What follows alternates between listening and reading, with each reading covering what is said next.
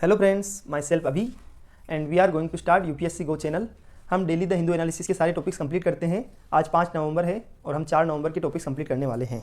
अब आप एक चीज़ सुनिए कि मेरे यहाँ सबसे आपको बेनिफिट क्या मिलेगा। आपको सारे टॉपिक्स वो मिलेंगे जो डेली हैंड रिटन नोट्स, अपने हाथों से बने हुए नोट्स मिलेंगे, वो भी सिंपल और इजी लैंग्वेज के अंदर। तो आप एक बार इसको पढ़िए। अगर आपको अच्छा लगता है तो चैनल को सब्सक्राइब कीजिए। अगर आपको इसमें कुछ कमी लगती है तो आप कमेंट कीजिए, हम चैनल उसमें तुरंत इंप्रूव करेंगे। तो फाइनली हम टॉपिक को स्टार्ट करते हैं। सबसे पहले देखो आज की न्यूज़ देख लो। एक तो वेनेजुएला की न्यूज़ आई है। वेनेजुएला की न्यूज़ क्या आई है कि वेनेजुएला पर जो यूएस ने सैंक्शंस लगाए थे वो अब लिफ्ट कर दिए, कम कर दिए हैं। तो उसके कारण अब वेनेजुएला से हम ऑयल इंपोर्ट कर सकते हैं। एक न्यूज़ आई है वुमेन रिजर्वेशन बिल से। आज 4 नवंबर के दिन इतनी ज़्यादा इंपॉर्टेंट न्यूज़ नहीं है सिर्फ, और कुछ एडिटोरियल भी खास नहीं आए हैं, बट कुछ अच्छी न्यूज़ है जिनको हमको पढ़ना है। 5 Karnataka villages come under surveillance after Zika virus outbreak. यानी जीका वायरस का एक जीका वायरस से रिलेटेड न्यूज़ है। ठीक है, तो अभी सबसे पहले वेनेजुएला की न्यूज़ पढ़ लेते हैं। तो सबसे पहले आपको क्या समझना होगा मैं सब समझा दूंगा। Venezuela crude oil imports can have a sobering effect on India. पहले क्या होता था इंडिया के अंदर, हम कहाँ से परचेज करते थे। अब आप समझो ऑयल को। पहले हम शुरुआत में 2019 से लेके, मतलब जो पीरियड था हमारा 2017 से लेके 2019, हम क्या करते थे मोस्टली 5 से 7% of total import of India कहाँ से आता था, वेनेजुएला से। आप सोचिए 5 से 7%, मतलब कितना बड़ा रेशियो, इतना परसेंटेज बहुत बड़ी बात होती है। तो 2017 से 2019, लेकिन 2019 ने यूएस ने उन पर सैंक्शन लगा दिए। उसके बाद हमारा इंपोर्ट सारा कहाँ से होने लग गया, वेस्ट एशिया से। उसके बाद अभी 2023-22 के अंदर जब रशिया यूक्रेन वॉर हुआ था, तब से हम रशिया से ऑयल परचेज कर रहे हैं, क्योंकि हमें डिस्काउंटेड प्राइस पर रशिया से मिल रहा है। तो अभी हमारा इंपोर्ट रशिया से बढ़ गया है, ऑयल इंपोर्ट। और अब धीरे धीरे हम वेनेजुएला पर भी जाएंगे। तो और क्योंकि ऐसा करने का रीज़न क्या है, क्योंकि वेस्ट एशिया में क्राइसिस चल रहा है, जैसे अभी इजराइल और हमास का वॉर चल रहा है। तो उसके अंदर क्या सबसे बड़ी दिक्कत क्या है, वॉर तो चल रहा है दो, मतलब इजराइल और हमास के बीच में, लेकिन उसके अंदर ईरान का रोल है, यमन का रोल है, और दूसरी जो भी मिडिल ईस्ट कंट्रीज है उनका सबका अपना अपना रोल है। तो यूएई का जो न्यूज़पेपर है उसके अंदर भी ये इन्फॉर्मेशन है कि क्या वेनेजुएला से अगर इंडिया ऑयल इंपोर्ट करता है तो ये हमारे लिए फायदेमंद रहेगा। तो इसके लिए, क्योंकि वेनेजुएला से हमें डिस्काउंटेड प्राइस पर ऑयल मिलता है। आपको पता है अभी हमको 2022 से हमने जब रशिया से ऑयल परचेज करना स्टार्ट किया, तो उसके बाद हम हर साल हमारा इंपोर्ट बिल बढ़ता था ऑयल परचेज का, लेकिन इस बार इंपोर्ट बिल नहीं बढ़ा, क्योंकि हमने रशिया से बहुत सारी डिस्काउंटेड वैल्यू पर हमको ऑयल रिसीव हुआ था। ठीक है, अब एक्सप्लोरिंग अल्टरनेटिव्स।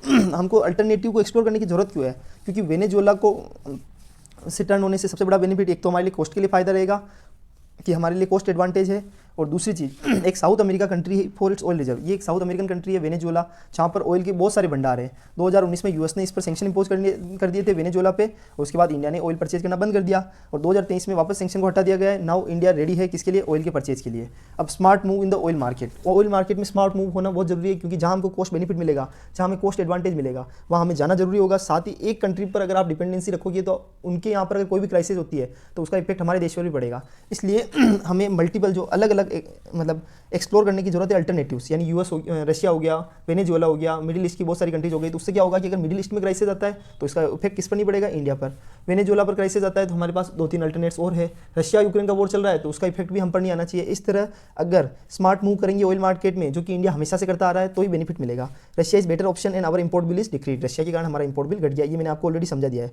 अब आप बताइए कि ये टॉपिक में हमारे लिए क्या काम की न्यूज़ है। ये तो सारी चीज़ें समझ में आ गई कि वेनेजुएला से हम 5 से 7% इंपोर्ट करते हैं, ये मैंने आपको समझा दिया। लेकिन अभी हमको देखना है कि वेनेजुएला की लोकेशन। मैंने कल आपको एक चीज़ बताई थी कि अब हम टॉपिक्स पढ़ेंगे तो उसमें हम क्या करेंगे, साथ के साथ ही अगर कोई ऐसी इन्फॉर्मेशन है जो काम की है तो उसकी लोकेशन भी साथ के साथ ही देख लेंगे। उससे क्या होगा, आपका भी थोड़ा सा माइंड में उसको एक बार नेप हो जाएगा। हम ऐसा करेंगे जैसे कर्नाटक आया कल से या परसों से हम ट्राई करेंगे कि जैसे कर्नाटक अगर न्यूज़ में आया है तो हम कर्नाटका से रिलेटेड भी एक बार देख लेंगे कि कर्नाटक यहाँ पर है। इससे क्या होगा, एक बार के लिए आपको थोड़ा सा नेप मिल जाएगा, पावर नेप, कि हाँ ये चीज़ें यहाँ हैं। उसके आसपास के जो भी कोई अगर प्रायद्वीप है, महाद्वीप है, या उसके आसपास में कोई पहाड़ी है, उससे रिलेटेड कोई इन्फॉर्मेशन है तो उसको भी हम देखेंगे। थोड़ी सी मेहनत लगेगी, बट अगर ऐसा कुछ हो जाता है तो उससे क्या होगा कि आपके जो मैप वाला पार्ट है वो यहीं कंप्लीट हो जाएगा।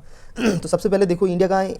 इंडिया आपको दिख रहा होगा, उसके ऊपर चाइना नज़र आ रहा है, कजाकिस्तान, मंगोलिया। ये थोड़ा मैप ऐसे आपको ब्लर दिख रहा होगा, बट आप समझो एक बार के लिए, ये इंडिया है। इंडिया आपको नज़र आ गया है। उसके बाद इधर आप इधर अफ्रीकन कॉन्टिनेंट आ गया, उसके ऊपर यूरोपियन कॉन्टिनेंट आ गया, और यहाँ पर वेनेजुएला है, ये जो मैंने आपको हाईलाइट किया है, बट आपको दिख नहीं रहा होगा। उसके नीचे ब्राज़ील है, तो मैं आपको इसके नीचे वाला दिखाता हूँ 1 सेकंड अच्छे से। वेनेजुएला अभी आपको समझ में आ गया कि साउथ अमेरिकन कॉन्टिनेंट में है वेनेजुएला। ये ऊपर की साइड में वेनेजुएला दिख रहा है आपको। उसके नीचे ब्राज़ील। वेनेजुएला की कौन कौन सी बाउंड्री टच करती है, तो एक ब्राज़ील टच करता है, उसके जस्ट पास में कोलंबिया है, ठीक है, और पेरू, इक्वाडोर। ये चीज़ों को समझो कि भाई जो हमारा अमेरिकन कॉन्टिनेंट है, साउथ अमेरिकन कॉन्टिनेंट, उसमें वेनेजुएला हो गया, कोलंबिया हो गया, इक्वाडोर हो गया, पेरू हो गया, बोलिविया हो गया, चिले हो गया, अर्जेंटीना हो गया, पैराग्वे हो गया, यूरुग्वे हो गया, ब्राज़ील हो गया। तो आपको सारी चीज़ें समझ में आ गई, और इसके आसपास ये टॉपिक्स कंप्लीट कर लिया हमने। तो अभी हमने वेनेजुएला को समझ लिया है, ठीक है। और एक आइलैंड का नाम भी समझ लो, एक फोकलैंड नाम का एक आइलैंड है, जो कि कहाँ है, साउथ अमेरिका की जस्ट नीचे की साइड में, ठीक है, तो ये टॉपिक कंप्लीट हो गया है, इजी है। हम इसको और अच्छे तरीके से कल परसों से इसको लेकर आएंगे, ताकि क्या होगा, आपको चीज़ें और अच्छी तरीके से समझ में आएगी। उसके आसपास की पहाड़ियाँ और ऐसा कुछ करके हम सारी चीज़ें देखेंगे। 5 Karnataka village came under surveillance after Zika virus outbreak. तो मैंने आपको वैसे ही आर्टिकल तो दिखा दिया है कि भाई जीका वायरस का आर्टिकल है, लेकिन क्या हमारे लिए काम की न्यूज़ है? नहीं, न्यूज़ हमारे लिए काम की नहीं है, बट हमारे लिए काम की न्यूज़ है यूपीएससी के लिए जीका वायरस। जीका वायरस क्या होता है? सबसे पहले जीका वायरस एक डिसीज़ क्या जो होती है, उसके अंदर मॉस्किटो बोर्न फ्लेवी वायरस, यानी मॉस्किटो यानी जो मच्छर जनित बीमारी होती है, यानी अगर मॉस्किटो से क्या होगा, फ्लेवी वायरस जो जन्म लेता है, मॉस्किटो बोर्न फ्लेवी वायरस है, that was first identified in Uganda. याद रखना, इसको सबसे पहले युगांडा में पाया गया इन 1947 इन मंकीज, यानी जो बंदरों के अंदर ये पाया गया वायरस, जीका वायरस, और 1947 में युगांडा के अंदर। उसके बाद इंसानों में भी 1952 के अंदर युगांडा और तंजानिया 2 देश है, वहाँ पर इसको इंसानों में पाया गया 1952 में। जीका वायरस डिसीज को किसके कारण होती है? तो एक वायरस है जिसका नाम है एडिस इजिप्टी।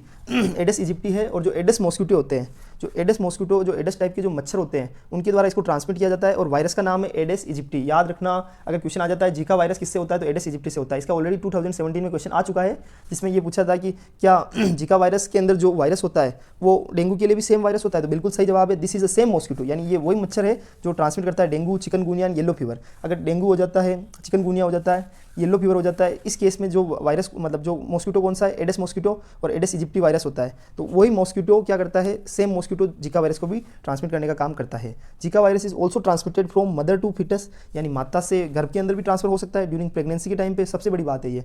दूसरा, सेक्सुअल कॉन्टैक्ट से भी जीका वायरस फैल सकता है, बिल्कुल फैल सकता है। ब्लड के ट्रांसफ्यूजन से, यानी अगर हम एक दूसरे को ब्लड ट्रांसफर कर रहे हैं, किसी को ब्लड डोनेट कर रहे हैं, हमारे अंदर अगर जीका वायरस फैला हुआ है तो दूसरे के अंदर चला जाएगा। एंड ऑर्गन ट्रांसप्लांटेशन, अगर हमने किडनी को ट्रांसप्लांट किया या इस तरह हमारे शरीर का कोई अंग किसी को दान दिया, जीका वायरस अगर हमारे अंदर है तो उसके ऑर्गन ट्रांसप्लांटेशन के थ्रू भी जीका वायरस जा सकता है। तो ध्यान रखना, ब्लड ट्रांसमिशन, ये क्वेश्चन आ सकते हैं, आपको याद रखना है, सारी चीज़ों में हमें पक्का रहना है कि एक तो ब्लड ट्रांसमिशन के थ्रू, सेक्सुअल कॉन्टैक्ट के थ्रू, और उसमें 2017 के क्वेश्चन में 2 स्टेटमेंट आए थे। पहला तो डेंगू वाला मच्छर, दूसरा था कि क्या सेक्सुअल कॉन्टैक्ट से हो सकता है, तो दोनों स्टेटमेंट सही थे।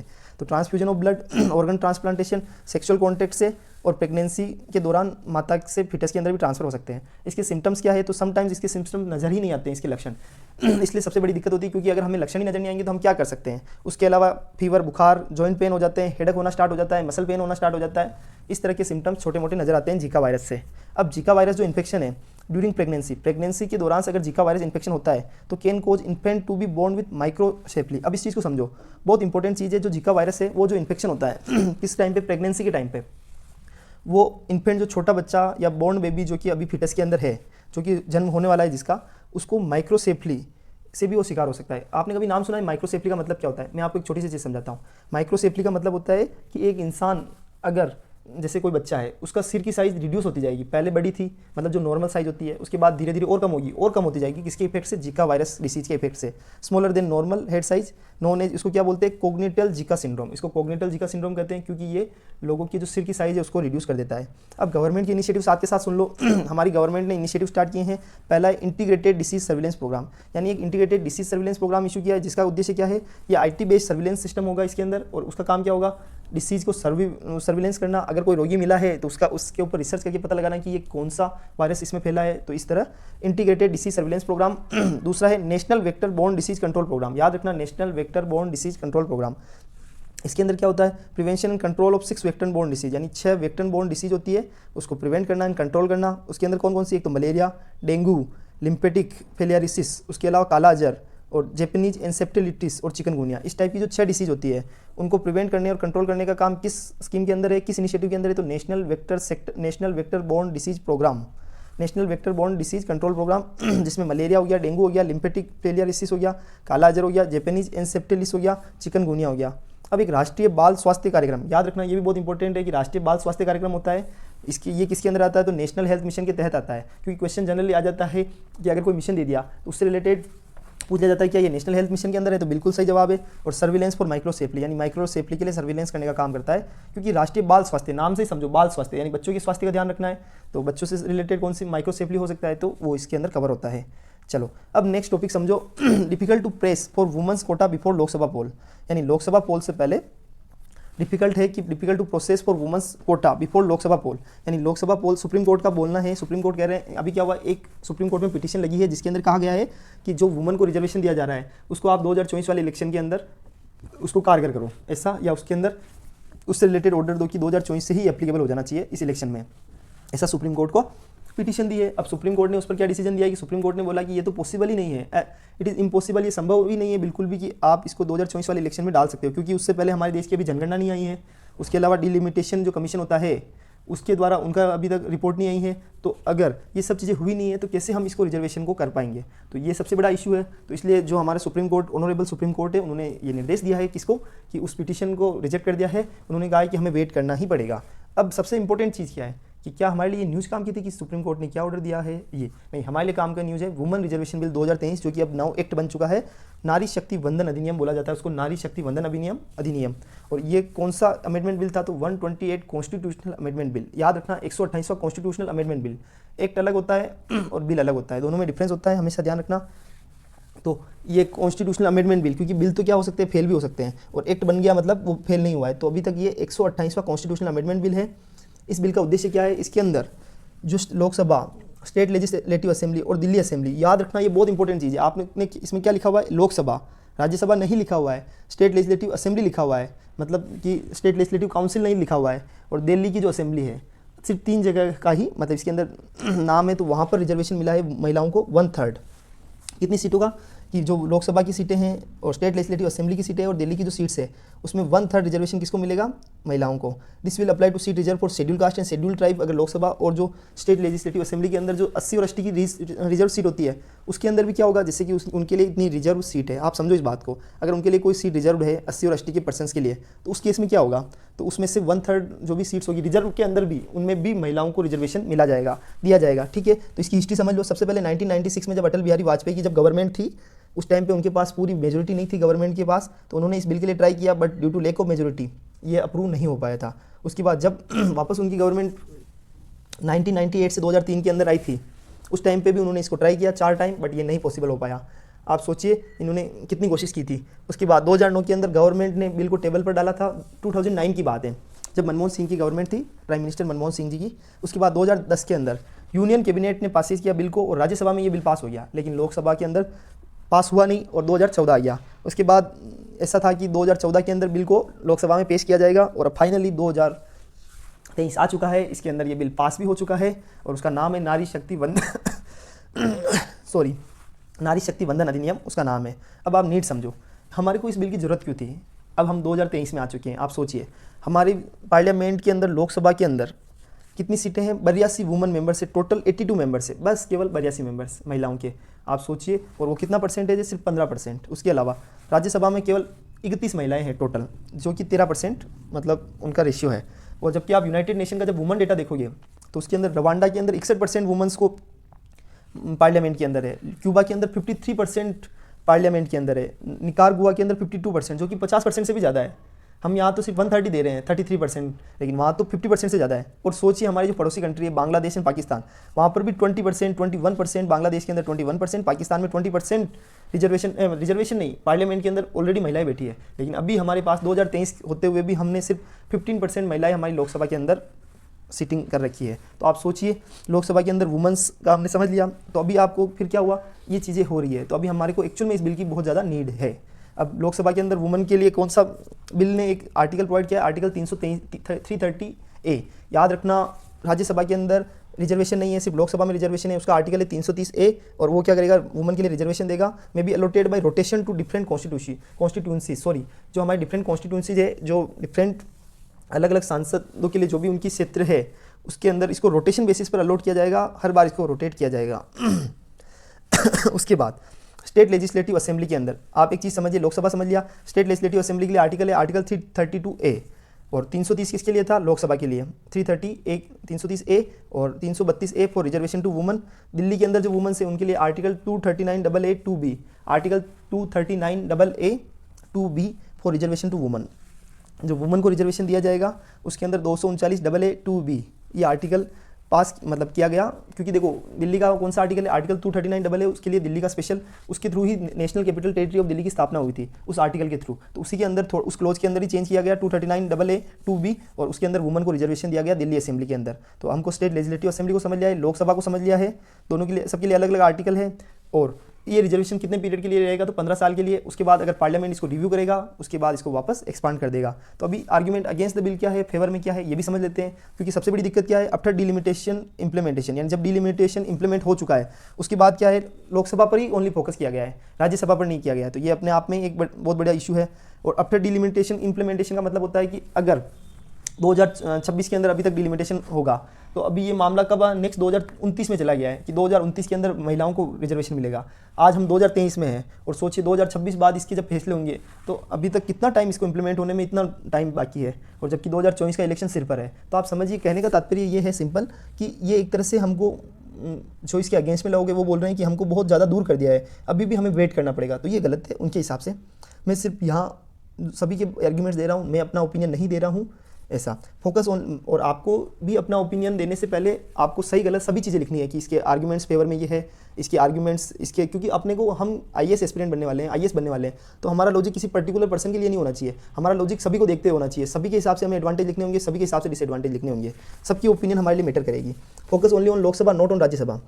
उसके अलावा और ये मतलब उन लोगों का बोलना है जो कि आर्ग्यूमेंट्स बोलते हैं, वो कहते हैं कि रिजर्वेशन इन राज्यसभा में रिजर्वेशन होना चाहिए। और time period of 15 year is not right, क्योंकि पहले जो भी एक्ट आते थे वो 70-80 साल के लिए आते थे, लेकिन ये सिर्फ 15 साल के लिए आया है, तो ये भी गलत है। और ये टॉपिक समझ में आ गया इसके आर्ग्यूमेंट से अगेंस्ट द बिल। तो ये टॉपिक हमने कंप्लीट कर लिया है। अभी आपको समझ लो वुमन रिजर्वेशन बिल से रिलेटेड सारे टॉपिक्स हमने कंप्लीट, मतलब सारी चीज़ें हमने पढ़ ली है। आर्टिकल याद रखना, आर्टिकल 239AA(2)(b), आर्टिकल 332A और आर्टिकल 330A लोकसभा, उसके अलावा स्टेट लेजिस्लेटिव असेंबली और दिल्ली की जो अंदर मतलब जो दिल्ली असेंबली है उसके अंदर ये टॉपिक्स हो गया है। अब एक टॉपिक आ गया है बहुत इंपॉर्टेंट है, अच्छा है आप समझो एक बार। कोल आउटपुट ग्रो बाई 18.6% इन अक्टूबर के अंदर 18.6% से कोल आउटपुट बढ़ गया है। तो क्या हमारे लिए ये काम की न्यूज़ है कि कितना बड़ा है, क्योंकि ये तो हर महीने न्यूज़ आती रहेगी जाती रहेगी, हर महीने। कल अब दिसंबर आएगा तब दिसंबर में, और नवंबर की न्यूज़ आएगी, जनवरी आएगा 2024 तो उसमें दिसंबर 2023 की न्यूज़ आएगी। तो हमारे लिए काम की न्यूज़ नहीं है। हमारे लिए काम की न्यूज़ है कोल सेक्टर क्या है। तो सबसे पहले कोल क्या होता है, तो it is a type of fossil fuel. ये फॉसिल फ्यूल के टाइप, ये एक फॉसिल फ्यूल का टाइप है जो कि सेडिमेंट्री रॉक्स में पाया जाता है। ये इसको ब्लैक गोल्ड भी बोला जाता है। ये conventional source of energy, domestic, इसको कन्वेंशनल सोर्स ऑफ एनर्जी के रूप में इसको यूज़ किया जाता है। यह डोमेस्टिक फ्यूल भी इसको के रूप में यूज़ किया जाता है। उसके अलावा इलेक्ट्रिसिटी जनरेशन में किसका यूज़ किया जाता है, कोल का।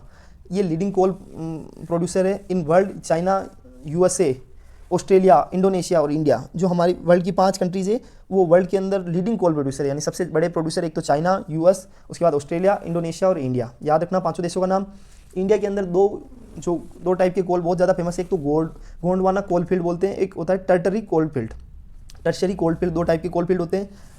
जो गोंडवाना कोल फील्ड है वो 250 साल से भी ज़्यादा बड़ा है, पुराना है। इसके अंदर हमारे इंडिया के अंदर जो टोटल रिजर्व है उसका 98% तो गोंडवाना कोल फील्ड के टाइप का है। ये सुपीरियर क्वालिटी का कोयला होता है।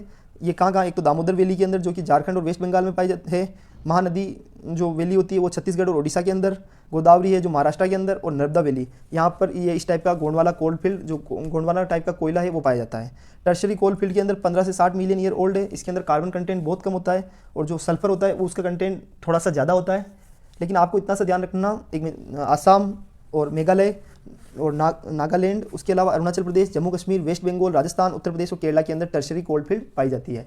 अब एक चीज़ समझो कि हमारे इंडिया के अंदर एक सबसे बड़ी दिक्कत क्या है कि जो ये कोयला होता है इसके अंदर सल्फर का कंटेंट भी कम होता है, और एच की मात्रा बहुत ज़्यादा होती है, और कार्बन कंटेंट कम होता है। ये सभी टाइप के कोयले में हमारे यहाँ इंडिया में ज़्यादा पाया जाता है। अब एक क्लासिफिकेशन समझ लो, हमारे जम्मू कश्मीर में एंथ्रेसाइट, हमने जो ऊपर पढ़ा था वो गोंडवाना टाइप ऑफ कोल्ड और टर्शरी कोल फील्ड जो इंडिया में पाई जाती है। लेकिन उसके अंदर भी बहुत टाइप्स की कोयला होता है कि गोंडवाना कोल फील्ड में भी सारा कोयला एक ही नहीं होता है। उसमें एक तो एंथ्रेसाइट होगा, बिटुमिनस होगा, लिग्नाइट होगा और पीट होगा। तो कार्बन कंटेंट सबसे ज़्यादा किसमें होता है, एंथ्रेसाइट के अंदर, और वो केवल जम्मू कश्मीर में पाया जाता है पूरे इंडिया के अंदर। सोचिए सिर्फ जो सुपीरियर क्वालिटी का कोयला है वो कहाँ, सिर्फ जम्मू कश्मीर में। उसके बाद होता है बिटुमिनस कोयला, जिसके अंदर 60 से 80% तक बिटुमिनस कोयला होता है। ये झारखंड, वेस्ट बंगाल, ओडिशा, मतलब कार्बन होता है 60 से 80% कार्बन पाया जाता है। झारखंड हो गया, वेस्ट बंगाल हो गया, ओडिशा हो गया, छत्तीसगढ़ हो गया और मध्य प्रदेश, एमपी, छत्तीसगढ़, ओडिशा, वेस्ट बंगाल और झारखंड, ये 5 टाइप जो स्टेट है उसके अंदर बिटुमिनस कोयला पाया जाता है। एक लिग्नाइट कोयला होता है, वो 40 से 50% लिग्नाइट कोयला होता है, जिसके अंदर राजस्थान हो गया, लखीमपुर आसाम हो गया और तमिलनाडु, इसके अंदर लिग्नाइट कोयला पाया जाता है, जिसके अंदर 40 से 50% कार्बन कंटेंट होता है। और पीट जिसमें लेस देन 40% कार्बन कंटेंट होता है। तो आप समझो इंडिया के अंदर सबसे ज़्यादा कोयला कहाँ, एक तो बिटुमिनस कोयला ज़्यादा पाया जाता है, और लिग्नाइट टाइप का कोयला जिसमें सिर्फ कार्बन कंटेंट कम होता है तो उसके अंदर, और एंथ्रेसाइट केवल जम्मू कश्मीर में पाया जाता है। तो ये टॉपिक समझ में आ गया। अब एक इंपॉर्टेंट न्यूज़ साथ के साथ देख लो, क्योंकि कोल सेक्टर पढ़ रहे हैं तो कोल इंडिया लिमिटेड है जिसका क्वेश्चन यूपीएससी CDS में आया हुआ है, तो उसको समझ लेते हैं। कोल इंडिया लिमिटेड क्या जो इंडिया की बॉडी है जिसको हम बोलते हैं कि कोल इंडिया लिमिटेड, उसके अंदर single largest coal producing company in the world, world के अंदर जो single largest coal producing company यानी सबसे बड़ी कोल प्रोड्यूसिंग कंपनी कौन सी है वर्ल्ड के अंदर, कोल इंडिया लिमिटेड। इसके अंदर 83 माइनिंग एरिया, याद रखना 83 माइनिंग एरिया जो कि 8 स्टेट में, मतलब इंडिया के विभिन्न 8 स्टेट में पाए जाते हैं। लार्जेस्ट कॉर्पोरेट एम्प्लॉयर है, मतलब इसके यहाँ पर बहुत सारे इतने बहुत ज़्यादा एम्प्लॉय काम करते हैं। सबसे ज़्यादा एम्प्लॉय कहाँ काम करते हैं, कोल इंडिया के अंदर, क्योंकि माइनर्स भी इसमें आते हैं। माइनर्स यानी जो माइनिंग के अंदर जाके खुदाई करने का काम करते हैं, तो बहुत एम्प्लॉय इसके अंदर होते हैं। State own coal mining corporate company है और ये पब्लिक सेक्टर एंटरप्राइज है, याद रखना, क्योंकि इस पर पूरा कंट्रोल किसका है, गवर्नमेंट का। ये नवंबर 1975 में इसको एस्टेब्लिश किया गया था, याद रखना नवंबर 1975 में इसको एस्टेब्लिश किया गया था। ये एक महारत्न कंपनी है। महारत्न कंपनी का मतलब होता है, इस कैटेगरी को 2010 में इंट्रोड्यूस किया गया था। मैं इसको समझाता हूँ, पहले एक बार इसका समझ लेते हैं कि हेडक्वार्टर कहाँ है, कोलकाता के अंदर। ये कौन सी कंपनी है, तो ये महारत्न कंपनी है, महारत्न कंपनी है। उसके अलावा ये टॉपिक कंप्लीट हो गया है। अब महारत्न कैटेगरी को भी समझ लो। महारत्न कैटेगरी कब इंट्रोड्यूस की गई, 2010 के अंदर। किस उद्देश्य से, कि हम कंपनी जो पब्लिक सेक्टर एंटरप्राइज है उनको एम्पावर करें, किसके लिए, एक्सपांड करो, ऑपरेशंस को एक्सपांड करो और एक ग्लोबल गिएंट यानी वर्ल्ड के अंदर अपना अस्तित्व बनाने के लिए एक ग्लोबल गिएंट के रूप में खुद को प्रस्तुत करो। उसके लिए हमने महारत्न कैटेगरी को मतलब महारत्न कैटेगरी स्टेटस देना स्टार्ट किया, ताकि वो कंपनी अपना ऑपरेशन बढ़ा सके, वो ग्लोबल गिएंट बन सके, ग्लोबल लेवल पर अपना अस्तित्व बढ़ा सके। और ये जो महारत्न कंपनीज होती है ये 1000 करोड़ से 5000 करोड़ तक इन्वेस्ट कर सकती है। याद रखना, महारत्न कंपनी 1000 करोड़ से 5000 करोड़ तक इन्वेस्ट कर सकती है पैसा। ये सब चीज़ें आपको समझ में आ गई होगी। हमने क्या पढ़ लिया, महारत्न कंपनी पढ़ लिया, उसके अलावा कोल इंडिया लिमिटेड को पढ़ लिया, कोल की क्लासिफिकेशन एंथ्रेसाइट, बिटुमिनस, लिग्नाइट और पीट को पढ़ लिया है, और बाकी कोल सेक्टर को समझ लिया है। उसके अलावा हमने वुमेन रिजर्वेशन बिल को पढ़ लिया है। एंड सबसे बड़ी चीज़ और क्या टॉपिक पढ़े हैं हमने, एक हमने पढ़ा है जीका वायरस को समझ लिया है। जीका वायरस का मतलब मॉस्किटो कौन सा है, तो एडिस मॉस्किटो, और वायरस कौन सा है, एडिस इजिप्टी। और डेंगू, उसके अलावा क्या नाम है, चिकनगुनिया, येलो फीवर के केस में भी सेम मॉस्किटो ही होता है, वही ट्रांसमिट करने का काम करता है। ये ब्लड के थ्रू, उसके अलावा ब्लड ट्रांसमिशन, और उसके अलावा जो दूसरे ट्रांसमिशन होते हैं सेक्सुअल कॉन्टैक्ट के थ्रू। एंड सबसे मेन चीज़ ये क्या होता है कि ऑर्गन ट्रांसप्लांटेशन के थ्रू भी ये हो जाता है, और माता से उनके गर्भ के अंदर भी ट्रांसफर हो सकता है फीटस के अंदर। और उसके अलावा एक टॉपिक हमने और पढ़ा है, वेनेजुएला से जो कोल ऑयल, उसकी लोकेशन समझ लो, क्योंकि सबसे जरूरी है लोकेशन। धीरे धीरे हम, जैसे इसके अंदर ब्राज़ील हो गया, कोलंबिया हो गया, इक्वेडोर हो गया, पेरू हो गया, बोलिविया हो गया, पैराग्वे हो गया, चिली हो गया, अर्जेंटीना हो गया, उरुग्वे हो गया। इस तरह सारे टॉपिक्स हमने देख लिए हैं। Thank you so much. आज एडिटोरियल इंपॉर्टेंट नहीं है, आप इनको टॉपिक्स को सब पढ़िए, धीरे धीरे हम सारे टॉपिक्स कंप्लीट करते जाएंगे। आपको मेरा डेली लेक्चर मिलेगा।